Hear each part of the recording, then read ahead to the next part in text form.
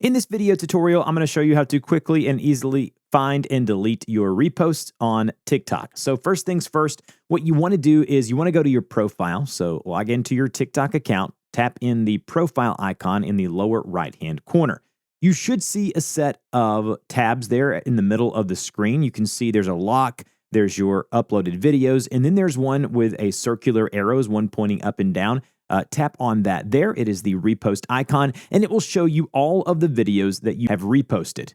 And then what you want to do is tap on the specific repost that you want to delete or remove, so like this one here. And then once we're here, you want to tap on the share button there, the little arrow pointing right. And then once you do, you'll see something here that says remove repost. It's a little yellow circle with the arrows there. Tap on remove repost like that, and it will be removed. And if we go back here to your profile, you will not see that repost on your profile. If you have any questions, put those down below. If this helped, like, share, and subscribe, and I'll see you guys in the next video.